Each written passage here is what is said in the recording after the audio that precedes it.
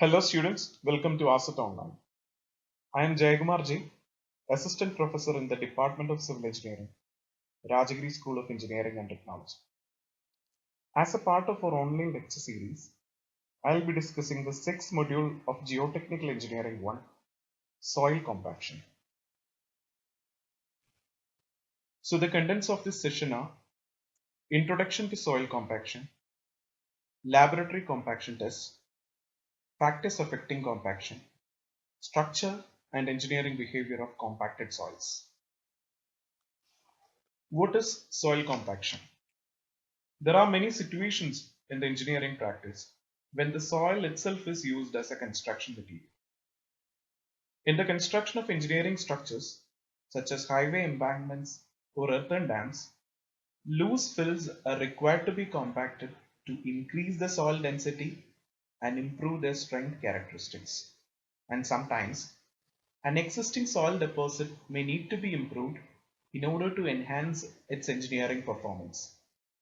And compaction is the most common and important method of soil improvement. The densification of soil by the application of mechanical energy is known as compaction. It is a process by which the soil grains get rearranged more closely, the volume of air voids gets reduced, and the density of the soil increased. If you look at the figure, the loose soil on the left side is having more air voids, due to which the load support of such soils are poor. And when it is compacted, it can be clearly seen that the volume of air voids gets reduced and hence the load support of such soils can be improved. Compaction should not be confused with consolidation, which is another soil phenomenon in which the volume reduction takes place. Let's discuss the major differences between compaction and consolidation. Compaction is almost an instantaneous phenomenon, whereas consolidation is time dependent. And in compaction, the soil is always unsaturated, and in consolidation, the soil will be completely saturated, which means that all the voids in the soil mass is filled with water. And in compaction, the densification of soil is due to the reduction in the volume of air voids at a given water content. Whereas in consolidation, the volume reduction is due to the expulsion of pore water from the voids. And in compaction, specified compaction techniques are used for the process.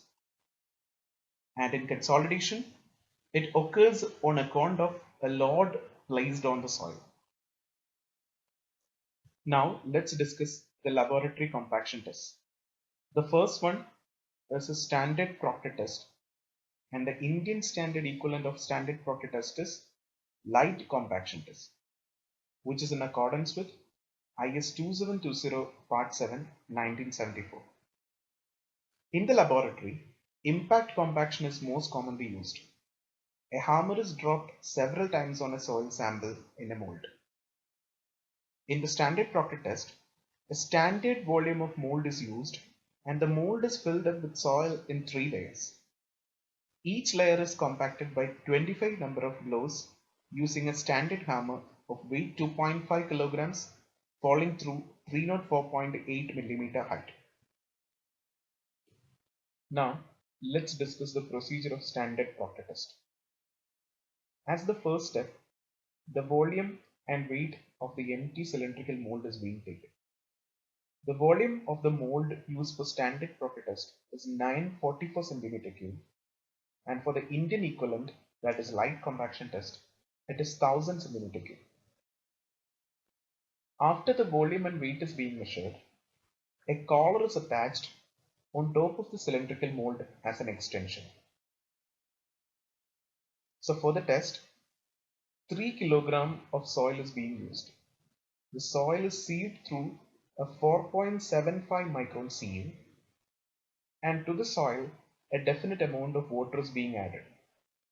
And after properly mixing the soil and water, The soil will be filled inside the cylindrical mold in 3 layers, and each layer of the soil will be compacted with the help of the hammer 25 times. And after the first layer of soil is compacted 25 number of times, the surface of the soil is scratched with the help of a spatula. Then the second layer of the soil is being put in the cylindrical mold, and the second layer is also compacted by 25 number of flows. Similarly, the third layer is also being filled inside the mold, and after the compaction is being done, the collar is slowly removed and the surface of the mold is properly leveled. Then the weight of the mold plus soil is taken with the help of a weighing balance and is recorded on the book.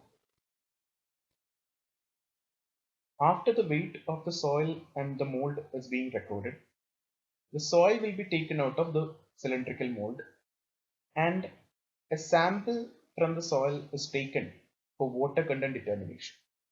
The water content of the soil is determined using oven drying method. So knowing the wet weight of the soil and its water content, we can calculate the bulk unit weight gamma using the equation gamma is equal to weight of the wet soil divided by volume of the cylindrical mold. And from this, the dry unit weight of the soil can be determined as gamma D is equal to gamma divided by 1 plus water content. The water content has to be substituted as decimals and not in percentage. The test is then repeated at different increased water contents. And then the dry unit weight of each sample is plotted against the water content. The resulting plot usually has a distinct peak as shown in the figure. And such inverted V curves are obtained for cohesive soils, that means the soils with fines content in it. And these curves are known as compaction curves. Each data point on the curve represents a single compaction test. Usually, 4 to 5 points are required to obtain the compaction curve.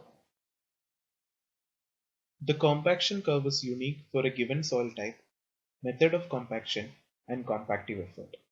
And the dry unit weight can be related to the percentage of air voids as gamma D is equal to 1 minus Na into Gs gamma W divided by 1 plus WGS, whereas Na is the percentage of air voids, Gs is the specific gravity of soil solids, gamma W is the unit weight of water, and W is the water content.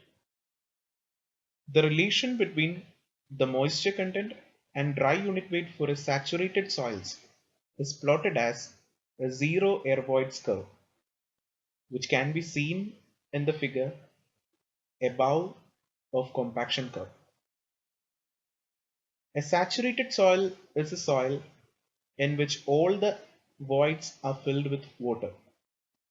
For such a soil, the percentage of air voids will be 0, and that's why the line has given a name as zero air voids line or zero air voids curve. The peak point of the compaction curve corresponds to the maximum dry unit weight of the soil, and the water content corresponding to the maximum dry unit weight is known as the optimum moisture content or OMC.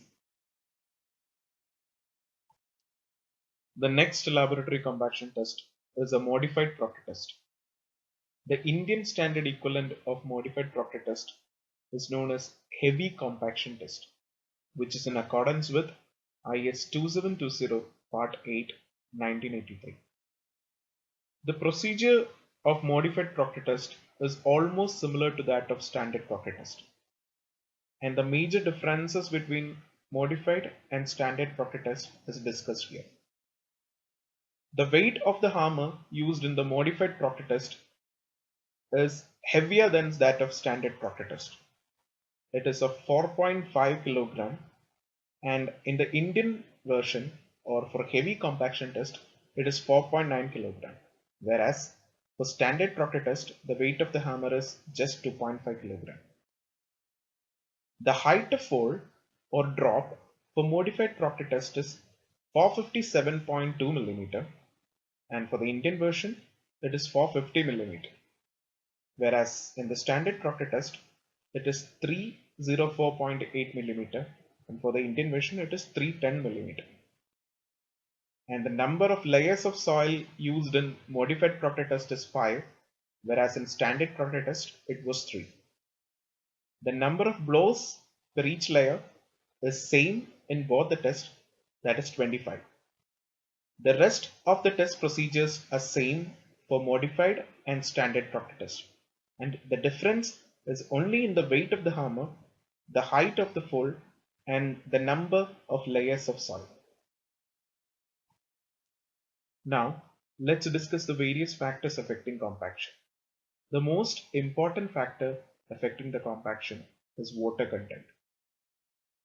At low water contents, the soil is stiff and the soil grains offer more resistance to compaction. As the water content in the soil increases, the soil particles develop larger and larger water films around them, which tend to lubricate the soil particles. So by this lubrication, it makes them easier to be worked around and to move closer into a denser configuration, which results in higher dry unit weight and lower air voids. The dry unit weight is then continues to increase till an optimum moisture content is reached, which is a stage in which the lubrication effect is the maximum.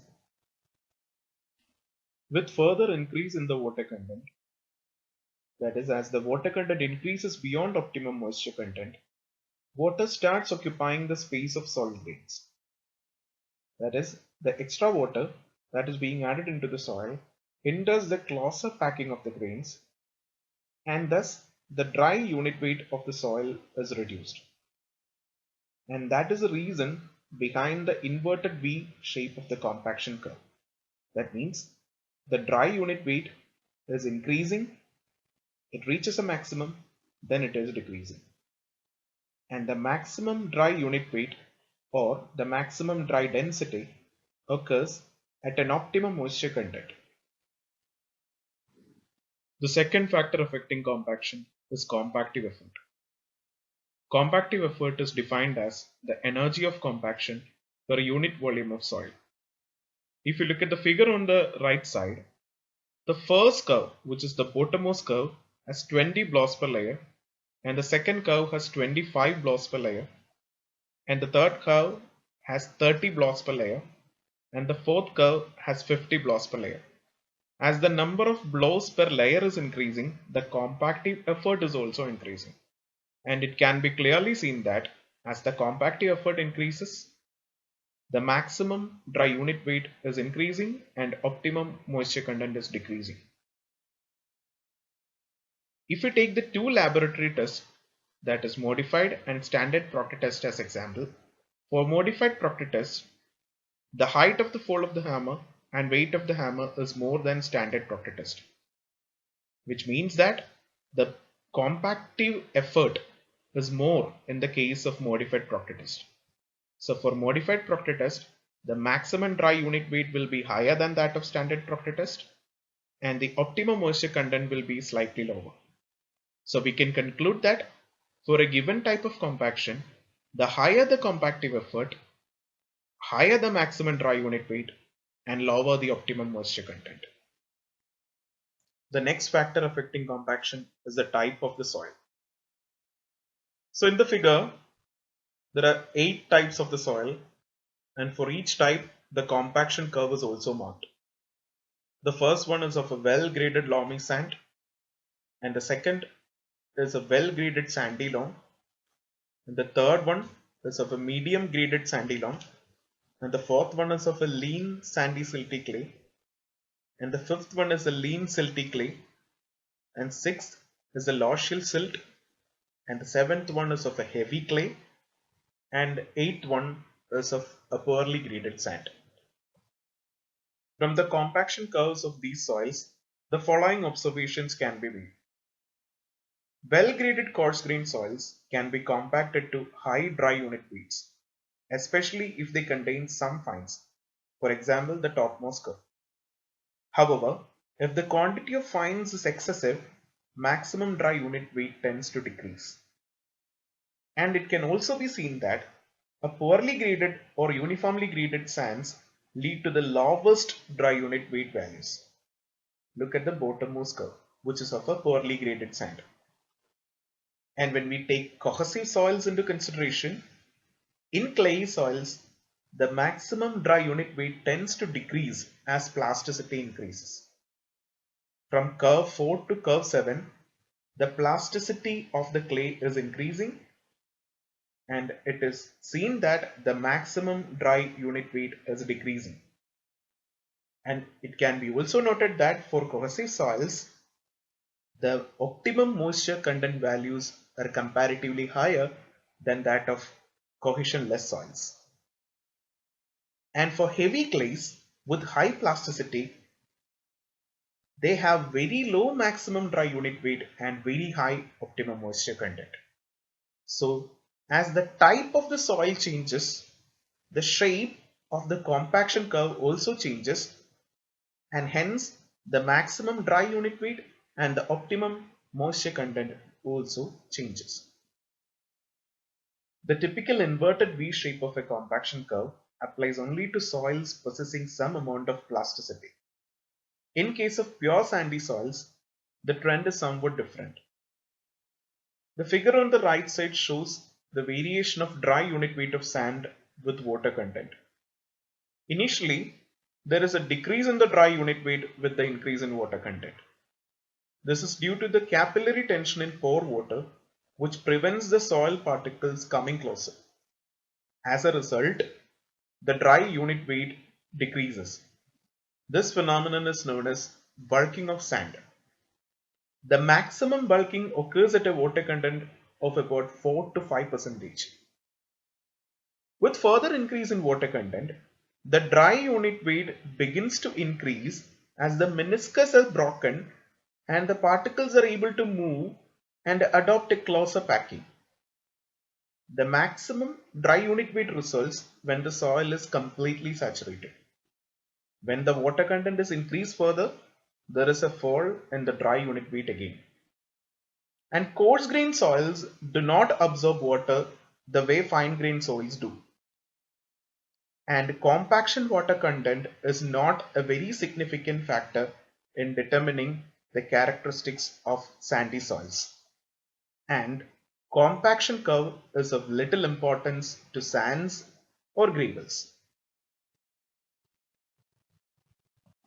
The next factor affecting compaction is the method of compaction. So the graphs on the right side represents different compaction curve for different methods of compaction. The first one represents a laboratory static compaction at 13,790 kilopascals. And second one is of modified Ashton compaction. And third one is a compaction curve of standard Proctor compaction. And fourth one is a laboratory static compaction at 1379 kilopascals. And fifth one is a compaction curve of field compaction using a rubber tire loaded roller with 6 passes. And sixth one is the compaction curve of field compaction using sheep foot rollers of 6 passes. The equipment on the left side is a pneumatic rubber tire roller and the one on the right side is a sheep foot roller. Sheep foot rollers are used for the compaction of clay soils on the field, and the compaction is done by kneading action, whereas in pneumatic rubber tire roller the compaction is done using rolling action. So in short, the mode of compaction influences the shape of the compaction curve. The field compaction is generally either kneading or rolling, and the log compaction is dynamic type. So whether the compaction is kneading, rolling or dynamic type, there will be variations in the shape of the compaction curve and There also will be variations in the values of optimum moisture content and maximum dry density. Now let's discuss the effect of compaction on soil structure and engineering behavior of compacted soils. So let's first discuss the effect of compaction on soil structure. So the figure on the right side illustrates the effect of compaction on soil structure. For a given compactive effort, the soil tends to have a flocculated structure on the dry side of optimum moisture content, that is known as dry of optimum. Whereas at the wet of optimum, the soil structure tends to be more oriented or dispersed. The soil structure at point A is more flocculated than at point C, even though the maximum or dry unit weight is same in both cases. For a given molding water content, if the compactive effort is slightly increased, the soil tends to become more oriented or dispersed, especially on the dry side of optimum. In the figure, it is seen that the soil structure at point E is more oriented than at point A. And at the wet of optimum, the soil structure at D is more oriented or more dispersed than at C. The more dispersed structure at point D can be clearly seen by the representation of parallel lines. So we can summarize that the soil fabric becomes more dispersed as the compaction water content is increased, as the compactive energy is increased, and if the compaction induces more shearing strains. More shearing strains can be induced by a kneading method of compaction, such as it is induced using a sheepfoot roller. So a soil becomes more dispersed structure with a higher compaction water content, higher compactive energy, and by inducing more shear strains such as by kneading compaction. Now let's discuss the effect of compaction on permeability of soil. For a given compactive effort, the permeability decreases sharply with an increase in water content at dry of optimum. This is due to the improved orientation. That means the soil becomes more dispersed or more oriented, and hence the voids will be considerably reduced. If the voids of the soil are reduced, the permeability will also decrease. So beyond optimum moisture content, permeability may show a slight increase, but it always remains much smaller than on the dry side of optimum. The sharp decrease in permeability on the dry side of optimum was due to the improved orientation of particles, but the slight increase in permeability on the wet side is due to the effect of a decrease in the dry unit weight, which is more pronounced than the effect of improved orientation. Now let's discuss the effect of compaction on compressibility of soils. So if you look at the graph on the right side, at low stress consolidation or at low stress levels, the soils compacted at wet of optimum is more compressible than that of soil compacted at dry of optimum. If you look at the two graphs, it is seen that the higher slope is obtained for the graph which shows the soils compacted at wet of optimum, because at dry of optimum, soil is in flocculated structure, and for flocculated structures there will be strong interparticular bonds which do not allow the particles to be displaced. But if you look at the bottom figure, at high stress levels or at a high stress consolidation, once the bond is broken, the flocculated structure, which has high volume of voids when compared to that of a dispersed structure, undergoes larger volume decrease. That means that the compressibility will be more at dry of optimum than that of wet of optimum. That is, in short, at low stress levels, soil compacted at wet of optimum is more compressible, and at high stress levels, the soils compacted at dry of optimum will be more compressible. Now Let's discuss the effect of compaction on swelling and shrinkage property of soils. So the soil on the dry side of the optimum has a high water deficiency and more random particle arrangement. So therefore, it can imbibe more water than a soil on wet side of optimum, and hence it swells more. Whereas the soil compacted on wet side of optimum tends to exhibit more shrinkage upon drying than those compacted at dry of optimum. The more orderly or nearly parallel orientation of particles allows the particle to pack more efficiently as compared to the randomly oriented particles on the dry side of optimum.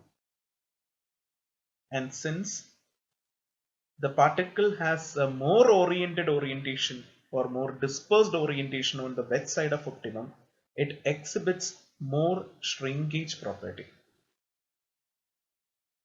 So at the dry side of optimum, the soil has more swelling property, and at the wet side of optimum, the soil has more shrinkage property.